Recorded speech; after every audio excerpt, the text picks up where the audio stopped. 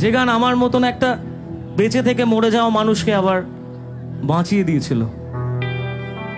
এই গান সে গান, যে গান আমার মতো হাজারটা ব্যর্থ প্রেমিকের প্রতি রাতের ঘুম না হওয়ার ওষুধ। এই গান সে গান, যেই গানে গার্লফ্রেন্ড ছেড়ে চলে গেছে তাতে কি আছে, আমরা জোর গলায় বলতে পারি হয়তো কোনোদিন তুই চাইবি আমাকে, সেদিন তুই অন্য কারো, আমি আকাশে তারার মতো জ্বলবো। আমি বারবার বলেছি তারার মতো জ্বলবো মানে কখনো কিন্তু এই লাইনটাকে ছোটবেলার গল্পের মতো ভেবো না। মরে গিয়ে গুরু কোনোদিন তারা হওয়া যায় না।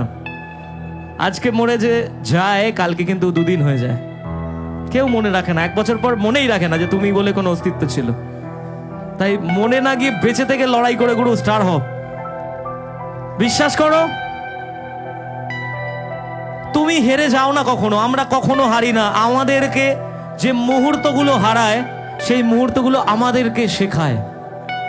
আমি আমার জীবনে সবকিছু বিভিন্ন রকম ভাবে এক এক সময় হারিয়েছি। কখনো আমার কেরিয়ারটা শেষ হয়ে গেছিল, তো কখনো আমার ভালোবাসার মানুষটা আমার জীবন থেকে চলে গেছিল, আবার কখনো আমার মাথার উপর থেকে ছাদ, আমার বাড়িটা পুড়ে শেষ হয়ে গেছিল। এগুলো কিন্তু এক একটা মুহূর্ত শুধু, কিন্তু আমাদের বেঁচে থাকার ইচ্ছে, আমাদের লড়াই করার ইচ্ছে কোনোটাই কিন্তু মরে যায়নি গুরু। যদি সেদিন মনে করতাম, সেদিন মাথার উপর থেকে ছাদ উড়ে গেছিল, যে কালকে থেকে থাকবো কোথায়, আর বোধহয় বেঁচে থেকে লাভ নেই, কারণ পরের দিন থেকে তো পরিচয়পত্রটাই ছিল না।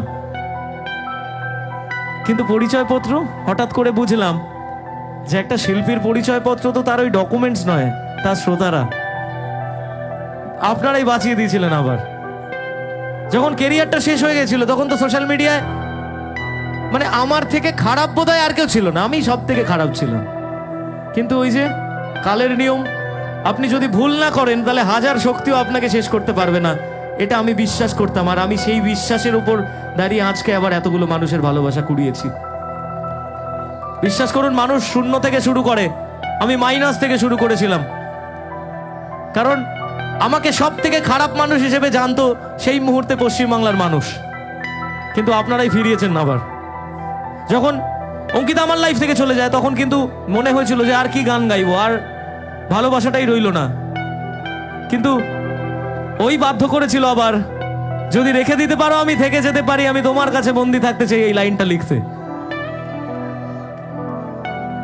তখন ভেবে নিয়েছিলাম যে মরে গিয়ে বোধহয় লাভ নেই, বরং বেঁচে থেকে এমন এক লড়াই করব যে লড়াইয়ের গল্পটা কোনো একদিন অন্যরাও শুনবে আর ইন্সপায়ার্ড হবে যে মৃত্যুই সবকিছু শেষ নয়।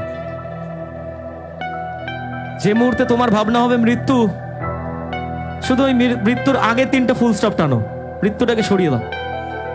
ওখান থেকে একটা 3টে জাস্ট ডট টেনে নিজের লাইফটাকে টু বি কন্টিনিউড করে দাও। দেখবে যে সময়টা তোমার জন্য অপেক্ষা করছে সেই সময়টা অনেক বেশি সুন্দর। তুমি বলতে পারবে এটা তুমি নিজে তৈরি করেছো এই মুহূর্তটা, আর সেদিন জোর গলায় বলতেই পারবে অন্যজনকে, হয়তো কোনদিন তুই চাইবি আমাকে, সেদিনও তুই